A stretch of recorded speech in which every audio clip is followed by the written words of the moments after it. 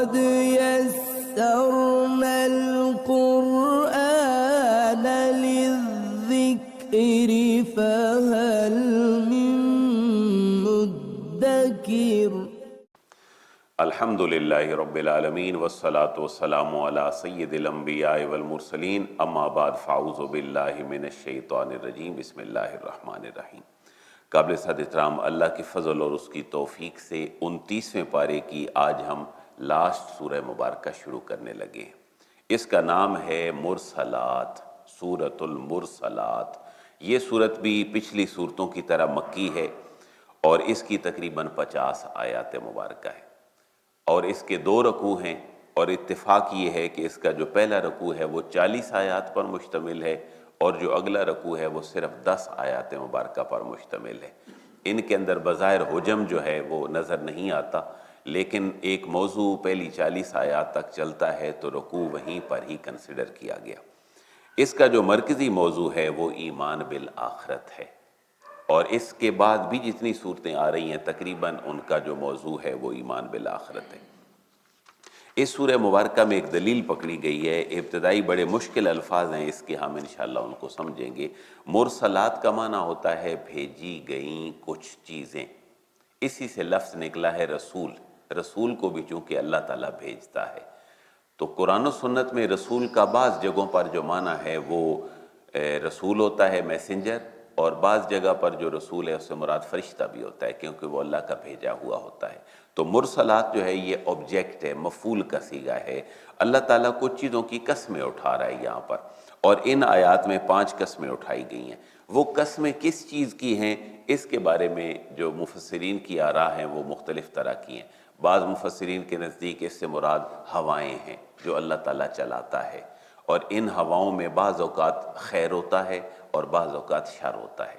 خیر ہوتا ہے کہ انسان مانگتا بھی ہے ہواؤں کو، موسم بدلتے ہیں، جیسے آنے والے دنوں میں ابھی سموگ وغیرہ ہوگی تو ہماری یہ خواہش، کوشش اور دعا ہوگی کہ اللہ تعالیٰ ہوا چلائے، کچھ بارش ہو تاکہ یہ موسم کلیئر ہو۔ اور بعض اوقات جو ہے وہ لوگ خصوصاً کسان جو ہے وہ یہ دعا مانگتے ہیں کہ اللہ بارش نہ آئے۔ تو ہر طرح کی ان چیزوں میں بعض اوقات خیر ہوتی ہے اور بعض اوقات ان کے اندر جو ہے وہ تکلیف ہوتی ہے۔ تو 5 قسمیں اٹھائی گئیں، اور مفسرین نے مراد لیا کہ اس سے مراد ہوائیں ہیں، کہ اللہ تعالیٰ کو اس ہوا کی بھی قسم ہے، اس ہوا کی بھی قسم ہے، اس کی بھی، اس کی بھی، اس کی بھی۔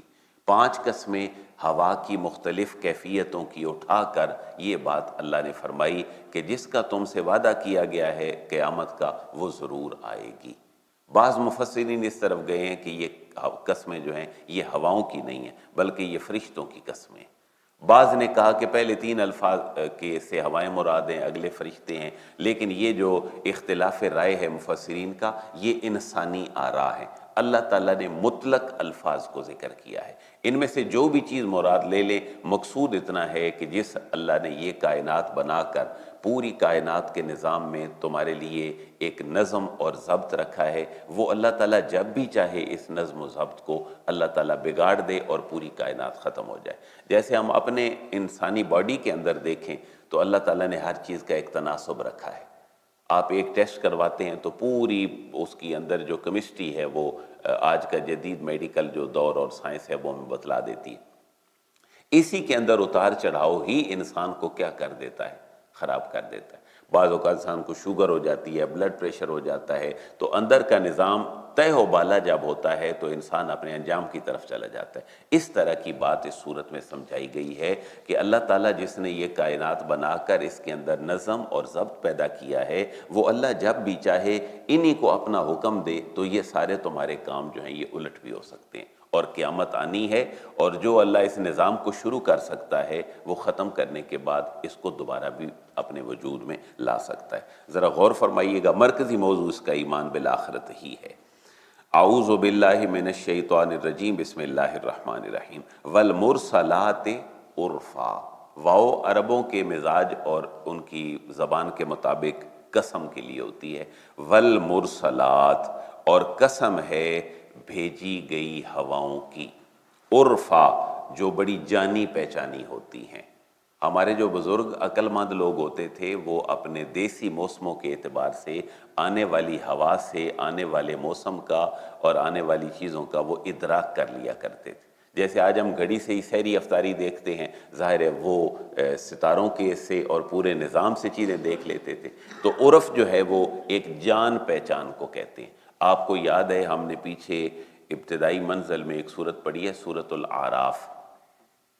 تو اعراف بھی جنت کا ایک، جنت دوزخ کے درمیان ایک مقام ہے جو اس کو ڈسٹنگوش کر رہا ہے کہ یہ ایک امتیازی جو ہے وہ جگہ ہے۔ تو جانی پہچانی جگہوں کے معنی میں جو ہے وہ عرف کا معنی آتا ہے۔ والمرسلات عرفا، ان ہواؤں کی قسم ہے جو بڑی جانی پہچانی ہیں، یعنی جو انسانوں کے لیے بڑی اعلیٰ ہوتی ہیں، انسان ان کو اچھے موسم کی ایک نوید شمار کرتے ہیں۔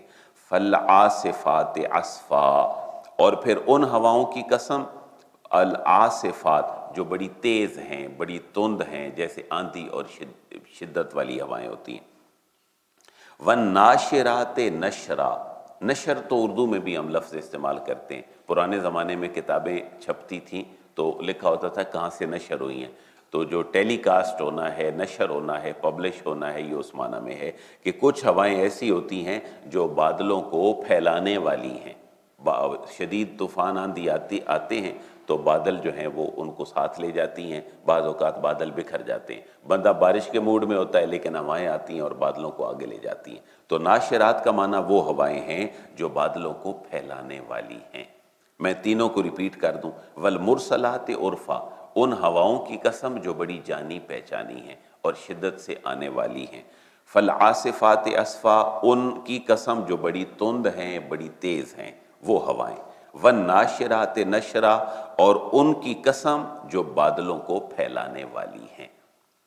فالفارقات فرقا، فا کا معنی پھر، الفارقات فرقا، ان ہواؤں کی قسم ہے الفارقات جو پھاڑنے والی ہیں، تفریق کرنے والی ہیں، ٹکڑے ٹکڑے کرنے والی ہیں بادلوں کو۔ فالملقیات ذکرا، فا کا معنی پس ہے، الملقیات ذکرا، ان ہواؤں کی قسم ہے الملقیات۔ القا یلقی کا معنی ہوتا ہے القاء کرنا، ڈالنا، دل میں بھی کوئی بات ڈالنا۔ نبی پاک صلی اللہ علیہ وسلم کے اوپر جو وحی آتی تھی 7-8 اس کی صورتیں ہوتی تھیں۔ سلسلۃ الجرس تھا، جیسے رنگنگ آف دا بیل کی کیفیت ہے۔ بعض اوقات جو ہے فرشتہ انسانی شکل میں آتا، بعض اوقات فرشتہ اپنی اصلی شکل میں آتا، بعض اوقات صحابی کسی کی شکل میں آ جاتا۔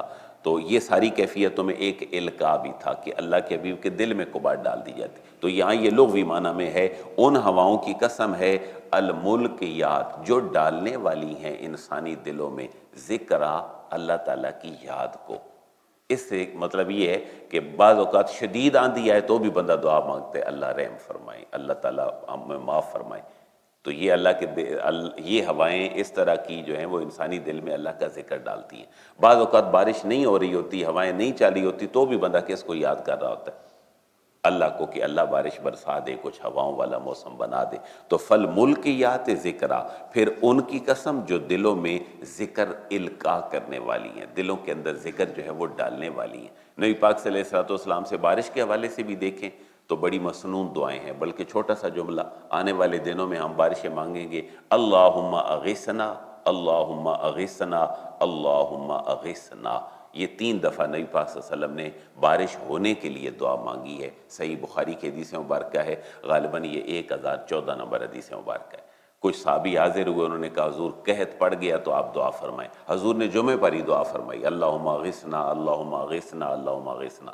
حدیث کے الفاظ ہیں پورا ہفتہ بارشیں ہوتی رہیں۔ اگلے ہفتے پھر صحابہ آئے اور انہوں نے عرض کیا حضور آپ دعا فرمائیے کہ بارشیں بہت زیادہ ہو گئی ہیں۔ پھر آقا دو جہاں علیہ السلام نے دعا فرمائی، اے اللہ اب ہمارے لیے بارش کافی ہے، اس کی جہاں ضرورت ہے وہاں اس کو لے جا۔ تو یہ دونوں کیفیتیں، مانگنے کے لیے بھی دل میں اللہ کا ذکر ہے، اور جب روکنی ہے تو بھی انسان کے دل میں اللہ کا، یہی وہ لفظ ہے جی، فالملقیات ذکرا، ان ہواؤں کی قسم ہے جو دلوں میں اللہ کا ذکر ڈالنے والی ہیں، القاء کرنے والی ہیں۔ اور یہ کیسے القاء کرتی ہیں؟ بعض اوقات عذرا اور نذرا، بعض اوقات تو یہ حجت تمام کرنے کے لیے اللہ کا ذکر ہوتا ہے، اور نذرا، اور بعض اوقات یہ ڈرانے کے لیے ہوتا ہے، یعنی بارش اچھی ہو تو بندہ شکر کرتا ہے، الحمدللہ اللہ تیرا شکر ہے، یہ ہے عذرا، حجت پوری ہو گئی۔ اور نذرا یا ڈرانے کے لیے یہ ساری ہوائیں چلتی ہیں، انسان ڈر جاتا ہے، تو ان دونوں صورتوں میں اللہ تعالیٰ ان 5 چیزوں کی قسم اٹھا رہا ہے۔ اور اس کا جواب قسم کیا ہے؟ اس قسم کے بعد اللہ تعالیٰ ہمیں بتلا کیا رہا ہے، انما توعدون لواقع، انما یقین جانو، ما توعدون جس چیز کا تم سے وعدہ کیا گیا ہے، لواقع، لام کا معنی تاکید ہے، واقع کا معنی واقع ہونے والا، جس چیز کا تم سے وعدہ کیا گیا ہے وہ ضرور واقع ہونے والی ہے۔ وہ وعدہ واقع ہونے والا ہے یا وہ چیز واقع ہونے والی ہے؟ وہ کون سی چیز ہے؟ مرنا اور مرنے کے بعد دوبارہ اٹھنا ہے۔ یہ 5 آپ کو جو پہلی آیتیں ہیں ان کی سمجھ آئی سر؟ والمرسلات عرفا فالعاصفات عصفا فالناشرات نشرا فالفارقات فرقا فالملقیات ذکرا عذرا او نذرا۔ اس سے مراد ہوائیں ہوں یا فرشتے ہوں، یا بعض سے مراد ہوائیں ہوں، بعض لفظوں سے مراد فرشتے ہوں، یہ انسانی آراء تفسیروں میں لکھی ہوئی ہیں۔ میں نے بہت ساری تفسیریں اس صورت کو سمجھنے کے لیے پڑھی ہیں، لیکن میری فائنڈنگز یہی ہیں، بعض نے اس سے مراد فرشتے لی ہیں، کیونکہ اللہ تعالیٰ قیامت کا سامان بھی کن کے ذریعے پیدا فرمائے گا؟ فرشتے کے ذریعے۔ بندے کی جان نکلنی ہو تو بھی پہلا سٹیپ فرشتے کا ہے، اسرائیل علیہ السلام تشریف لے آتے ہیں تو انسانی روح نکلتی ہے، پھر جناب نامہ اعمال فرشتوں کا، قبر میں سوال فرشتوں کے، اللہ تعالیٰ نے ہر چیز پر فرشتوں کی ڈیوٹیاں لگائی ہیں۔ تو پاسبل ہے کہ اس سے مراد فرشتے ہوں کہ اے اللہ ان سخت بھیجے گئے فرشتوں کی قسم ہے، ان ساری صفات فرشتوں کی آ جائیں۔ تو بعض جو ہیں وہ ہوائیں ہیں، لیکن اگر آپ یہ پوچھیں کہ پرسنٹیج کیا ہے مفسرین کی، تو جنہوں نے ہوائیں مراد لی ہیں اور ہواؤں کی شدت مراد لی ہے، ان مفسرین کی تعداد زیادہ ہے۔ اس کی وجہ یہ ہے کہ گزشتہ قوموں پر آندھی طوفانوں کے سلسلے میں بربادیاں آئی ہیں، اور یہی چیز مکے کے لوگوں کو بتلائی گئی ہے۔ انما توعدون لواقع، بے شک جس چیز کا تم سے وعدہ کیا گیا ہے، لواقع، وہ ضرور واقع ہو کر رہے گی۔ اس کا اب حال بیان ہو رہا ہے۔ آپ نے دیکھا 7 آیتوں تک ہر آیت کے اوپر تھا لام الف لا، جس کا معنی کیا تھا؟ وقف نہ کریں تو ٹھیک ہے، لا کا معنی نہیں ہوتا ہے۔ پہلی، دوسری، تیسری، چوتھی، پانچویں، چھٹی کے بعد لا تھا، 7ویں کے بعد کیا ہے؟ توئے، نشان کے اوپر توئے ہے، یہ ایبریویٹ کر کے لکھا گیا ہے مطلق، یہاں بات ایک مکمل ہو گئی ہے۔ اب ان قسموں اور ان کا نتیجہ ذکر کیا گیا، اب اس کا حال بیان ہو رہا ہے کہ یہ قیامت کیسے آئے گی۔ فَإِذَا النُّجُومُ طُمِسَتْ، فا کا معنی پاس، اذا اس وقت، النجوم ستارے، طُمِسَتْ بے نور ہو جائیں گے، بے نور کر دیے جائیں گے۔ طُمِسَتْ جو ہے یہ ایکٹیو نہیں بلکہ پیسو وائس ہے۔ ان سارے کاموں کو کرنے والا چونکہ بڑا واضح ہے اور آبویس ہے، کوئی انسان وہ کام نہیں کر سکتا، تو اللہ تعالیٰ نے سبجیکٹ اور فائل کو ذکر ہی نہیں کیا۔ فَإِذَا النُّجُومُ طُمِسَتْ، پر اس وقت جب ستارے بے نور کر دیے جائیں گے۔ وَإِذَا السَّمَاءُ فُرِجَتْ، واو کا معنی اور، اذا کا معنی جب، السماء آسمان، فُرِجَتْ کھل جانا، فرج کا معنی کھل، جب آسمان کھل جائے گا اور اس کے اندر شگاف پڑ جائیں گے۔ ہم ایک پورے ہال میں ایک چھت کے نیچے بیٹھے ہیں تو یہ ہمارے تحفظ کا ایک ذریعہ ہے، اس کے اندر کو دراڑیں پڑنا ہمیں بارش سے نہیں بچا سکتا، ہمیں موسم کی سختیوں سے نہیں بچا سکتا۔ اسی طرح میگنیٹک فورسز ہیں اللہ تعالیٰ کی، جنہوں نے آسمان کو پوری کائنات کے اوپر ہمارے سامنے چھتری بنایا ہوا۔ اب وہ چھتری نہیں رہے گا، بلکہ وَإِذَا السَّمَاءُ فُرِجَتْ، جب آسمان میں شگاف پڑ جائیں گے۔ وَإِذَا الْجِبَالُ نُصِفَتْ، واو کا معنی اور، اذا جب، الجبال پہاڑ، نُصِفَتْ خاک بنا کر اڑا دیے جائیں گے۔ وَإِذَا الرُّسُلُ أُقِّتَتْ، واو کا معنی اور، اذا جب، الرسل رسول کی جمع ہے رسل، انبیاء کرام علیہ السلام، اُقِّتَتْ مقررہ وقت میں ان کو اللہ کے ہاں پیش کر دیا جائے گا۔ یہاں تو رسولوں کو بھی جو ہے وہ ان کے امتحان اور آزمائش کا وقت ہے کہ ہر نبی جو ہے وہ اپنی امت کے ساتھ آئے گا اور امت کے اوپر گواہ بنے گا، اور امت اس نبی کے بارے میں گواہی دے گی انہوں نے حق پہنچایا تھا یا نہیں۔ نبی پاک علیہ السلام نے یہی بات حجت الوداع کے موقع پر فرمائی تھی کہ اے لوگو گواہ رہنا، کیا میں نے تم تک پیغام پہنچا دیا ہے یا نہیں، تو سارے لوگوں نے یک زبان ہو کر کہا اللہ کے حبیب آپ نے اللہ کا کلمہ پہنچا دیا، تو حضور نے کیا لی تھی ان سے گواہی؟